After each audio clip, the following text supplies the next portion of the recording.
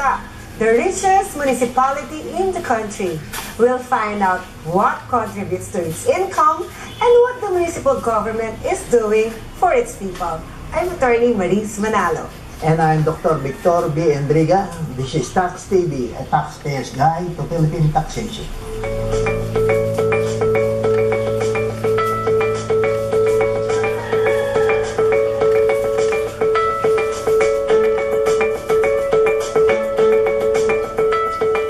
Founded in 1571, the municipality of Cainta is one of the oldest municipalities in the country and holds the record of the most populous town in the Philippines.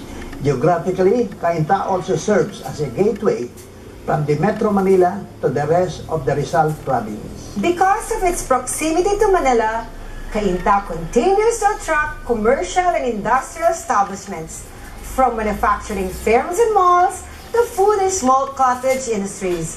Cesar Catapang, give us a look at this first-class municipality of Rizal.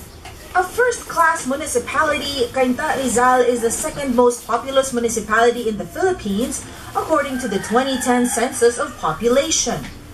And with its proximity to the urban employment hubs of Metro Manila, Cainta has become a strategic place of residence for people working in the metro. The numerous commercial and industrial establishments prove that Cainta has a robust economy, making this town the richest municipality in the Philippines.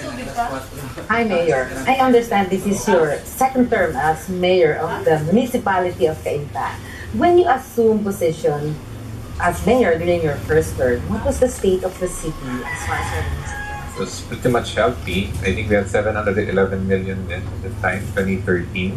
But we thought that there was more to achieve, and that we'll be able to exploit whatever we have right now, that we'll be able to generate the resources we shall be needing to effect the changes that I thought was realizable at the time. Briefly, how did you increase revenues of the city? Just briefly. Well, I sat at the top of the treasurer and just made sure that at least the top 50 companies will be able to remit the revenues that is due the government.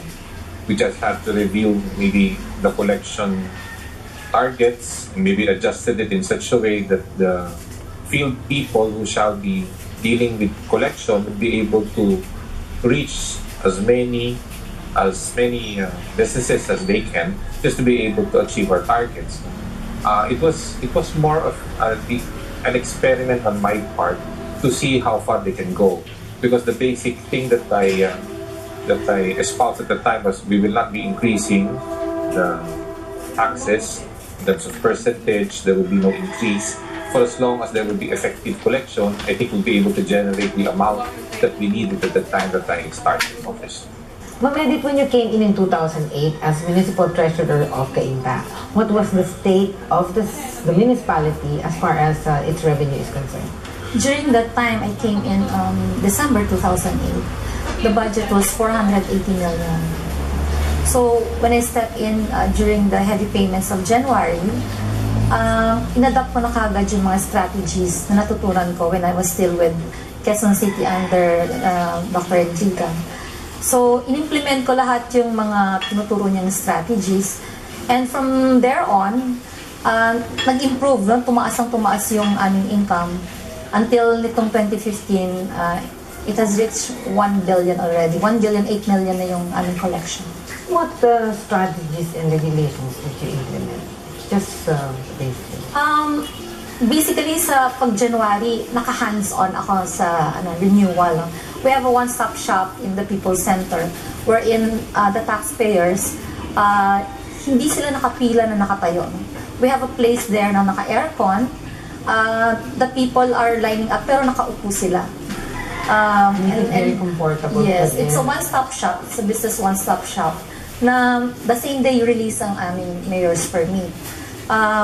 Lahat nun, ine-evaluate ng mga staff ko. It passes through the initial evaluation and then I have a staff for final evaluation. And then ako pa rin yung talagang nire-review ko lahat yung mga documents. We also have here yung SEC iView, wherein chine-check namin sa SEC yung veracity ng mga documents na, kasi there are, let's face it, meron mga taxpayers na nagsasubmit ng mga fake documents. So meron meron kaming system or strategy wherein chine-check namin siya sa website ng SEC. As well as, nire-require din namin sila to submit VAT returns, no? Yung current VAT returns sila and then the prior year's financial statement para ma-check namin kung tama yung binayaran nila last year at para matama din namin yung sisingilin namin this year.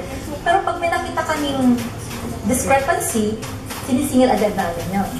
So from that point, na-increase na kagad namin yung income namin, yung collection namin in terms of business tax. Talagang kung meron mang nakalagpas sa mga staff ko, sa akin hindi. Kasi I work for 22 years in Quezon City. No? Ito yung trabaho ko talaga. So doon talaga ako nag-concentrate sa efficiency ng collection namin ng taxes. How do you track tax evaders? Kasi apparently in there is practically no or minimal evasion as far as tax collection is concerned. Yun nga, no, we require them to submit mga original documents, no, para makikita namin na hindi fake yung binibigay nila sa amin. And meron kaming mga ibang strategies pa na yung kagaya ng SEC ID. So talagang mahirapan silang mag-evade ng tax payments, yes. How did you attract businesses to open up in Kenya? I was just very straightforward with them. Everyone who wants to see me, at least, I was very, very candid. Whatever you need right now, you'll be happy. If I have the powers to at least expedite everything, just to make sure that you get the papers you shall be needing to do business here, you can get it here in my office. Maybe from that time on that they realized that I meant business and I meant well, maybe word just spread around that you can do business here in Cainta without much hassle. Yeah, I heard that you can get a business permit in a day. Yes. From the home. Maybe several hours. Yeah. And these revenues that you collected, to which projects did you allocate them? It's a multifarious thing because I believe that governance by itself should cover each and every aspect that's needed by the people. As an LGU, there's this social service thing where people should at least be able to count on you on times of distress. And that will be the times that you get sick, time that maybe you give birth, the time that someone dies, the time that you have to send your son to school, the time of disaster, Cainta being well known to be a disaster-stricken town. All these things, you just generate as much resources as you can to purchase, acquire, and promote programs that you feel will be able to address all these things fairly. On top of that, the infra side naman would be the part where you have to build, so that people will come. This will be building the schools, building all this auditorium, these new areas where you can gather, generate resources, maybe by renting them out, fixing the building, just to be able to gain respect of the people that when they come here, they're actually going to a decent place, meeting decent people to do decent business. A while ago, Mayor said that the target for the next few years is higher than what is current. So, how do you intend to increase the revenue of the municipality? We're working with the Sangguniang bayan namin, no, na to review the revenue code. Kasi under the local government code, pwede kang mag-increase ng rates. So right now, hindi pa pumasok sa isip ni Mayor bas incoming second term pa rin siya. Pero meron na siyang sa Sanggunian together with our Vice Mayor Pia Velasco to review the revenue code. So pwede na kami mag-increase kasi it's been a while na hindi kami nag-increase ng tax. So pero ang instruction si Mayor is yung maliliit na taxpayers, wag niyo na muna silang sasaktan, no? Tingnan natin yung mga big taxpayers. What's your target for 2019? Well, we just move on the basis of how many businesses come to us. No? So I continue to entice as many as I can so that investments would soar. I cannot really just exploit whatever interests that we have right now just because it might prejudice mismo the economics naman of the people doing business here. No? So If I foresee that there would be more investments coming in because of the policies that we have made, then I can project healthily and reasonably how much increases we shall be having in the coming years. Up next, we take a look at one of the biggest manufacturing firms in Cainta, Rizal, and how it is essential in the local government's aim to provide services to its people. Stay tuned.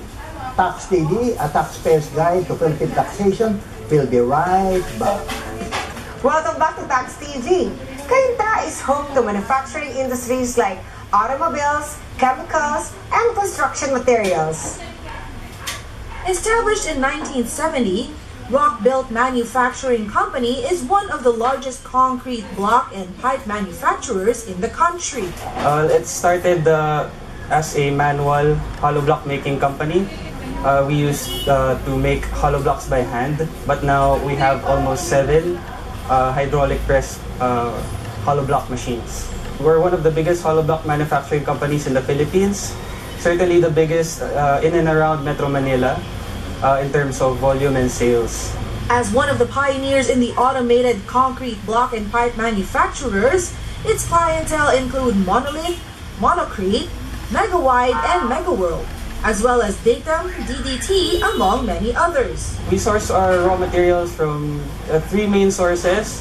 One is an aggregate plant in Montalban, which is a part of our affiliate companies. And then we have a cement supplier in Bulacan. And then white sand comes from Pampanga.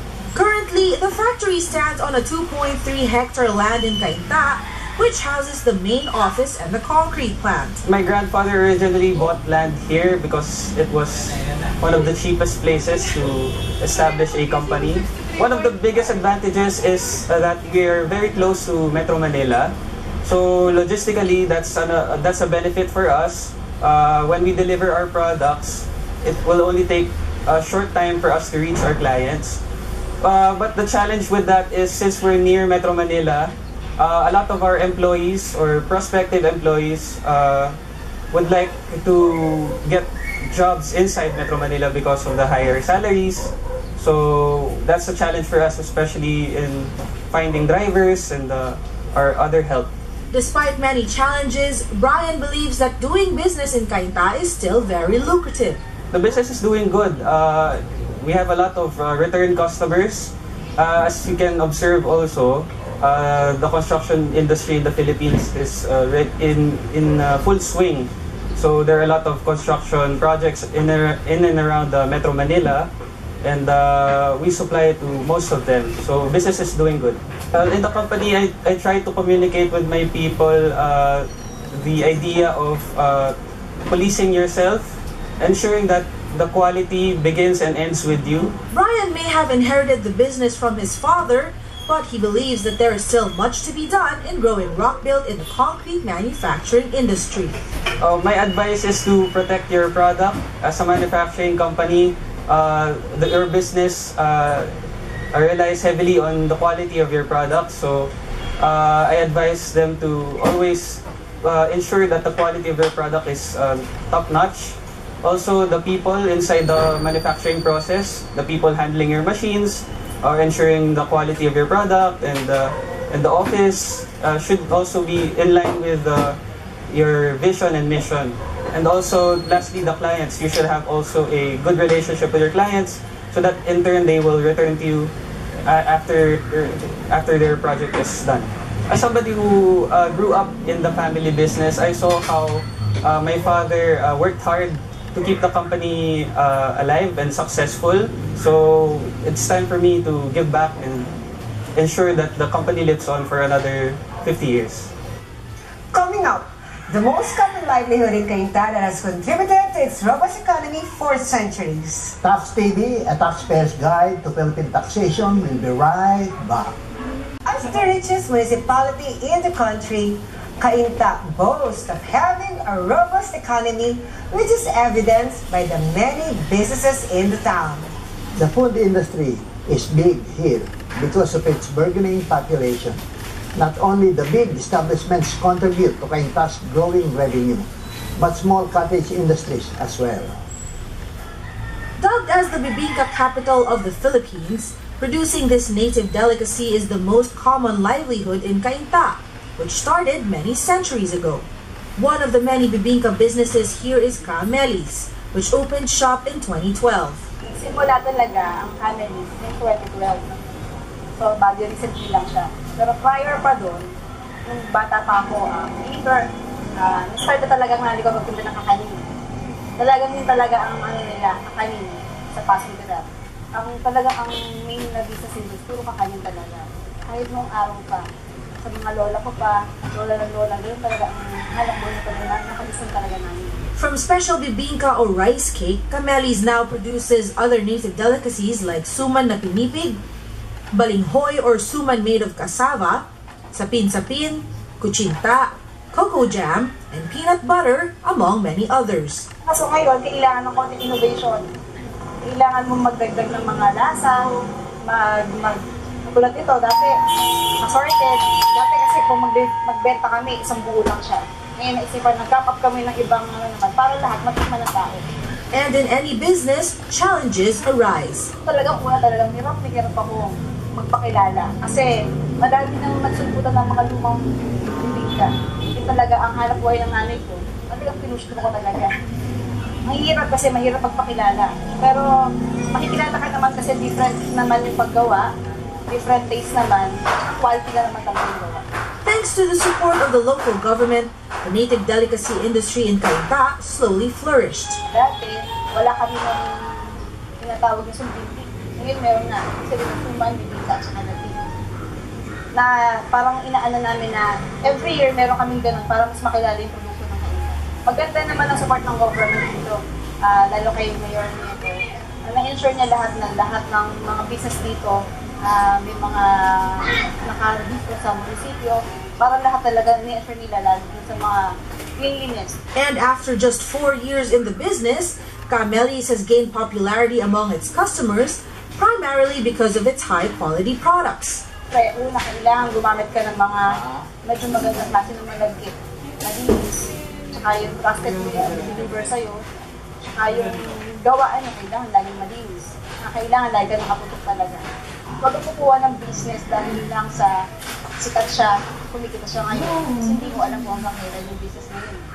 Kunin mo yung business, gawin mo siya, kung ano yung passion mo, kung ano yung inalakyan mo, siguraduhin mo alam mo yung market. Alam mo kung ang saan ka kukuha ng mga kailangan mo. At alam mo patakbuhin kahit nakapikit. Camelis bibingka may compete with the rest of Cainta's small bibingka makers, but this newbie in the native delicacy industry has proven its existence in the town known as the bibingka capital of the Philippines. Okay, before we go, let's answer a few queries from our viewers. And the first one comes from Jean of Angeles, Pampanga. And the question, Dr. Indriga, is this. What do you mean by Barangay Micro Business Enterprise or BMBE, and what are its advantages? BMBE is under Republic Act 9178. If you want to be registered as a BMBE, you must go to the Treasurer's Office if your capitalization is less than 3 million with less than 10 employees. Now, the advantages of registering with the BMBE is that you are exempted from payment of income tax. And secondly, you are likewise exempted from the payment of the minimum wage law. So with those two advantages, it's really a big boost for small and micro business enterprise to register with their respective treasurer's office. But I have a follow-up question, Dr. Enriga. What is the kind of business that is under Barangay Micro Business Enterprise or BMBE? All kinds of businesses except professional are excluded. So all kinds of businesses, you could register as a BMBE registered enterprises, and you only have to pay 1,000 pesos registration fee, good for 2 years. In other words, as long as your capitalization does not exceed 3 million and you do not belong to the professional group, you can apply for this kind of this barangay micro business enterprise. Yeah, that's correct. And the advantages again for the information of everyone. The big advantage is that you are exempted from payment of your income tax. And secondly, you are likewise exempted from the payment of the minimum wage law. That's very important. Well, I have another question. And this comes from Henry Peregrino. The question, sir, is that what is the consequence or penalty for the delay in the e-submission of withholding tax? Usually, you are penalized or surcharged of 25% plus 30% per annum of interest.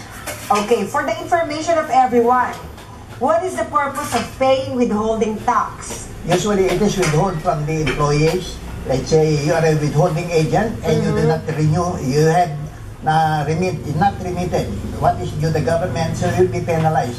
There's a deadline set under the law, so if you do not remit on time, you'll be penalized for that. Well, our next email comes from Angie Palmares. She writes, Dr. Liga, I would like to start a home-based business of tables, chairs, and linen rentals. And I would like to apply also for an official receipt. The question is, what is the difference between a VAT and a non-VAT receipt? Since your business is primarily rendering services to your client, so you are a VAT business, not a non-VAT business. Because non-VAT business are those rendering service outside of the country. Since you are rendering business here in the Philippines, you are a VAT-able business. What other important guidelines that she needs to know before she can proceed in starting the business? First of all, of course, since you're already engaged in business, you should try to, especially the bookkeeping, you should try to hire a bookkeeper, or not, you just buy a small book, which is the simplified bookkeeping law. So from there, you could already apply because it's very easy. Your income is just based on the rentals of your chairs and tables. So more or less, and also you should include the other services like pick-up service and other charges that you are collecting from your clients. If you have comments and questions, ask our tax guru. Email your queries at taxtvph@gmail.com and Dr. Vic Antriga will gladly answer them. Next week, we talk about real property tax and everything you need to know about it. When the time comes in paying taxes, do not feel bad. It is your contribution to society for the services you receive in return. I'm Attorney Maurice Manalo. Let us not be ignorant with regards to tax. After all, it's the lifeblood of the nation. I'm Dr. Victor B. Enriga, and this is TAxTV, your guide to Philippine taxation. Thank you for watching.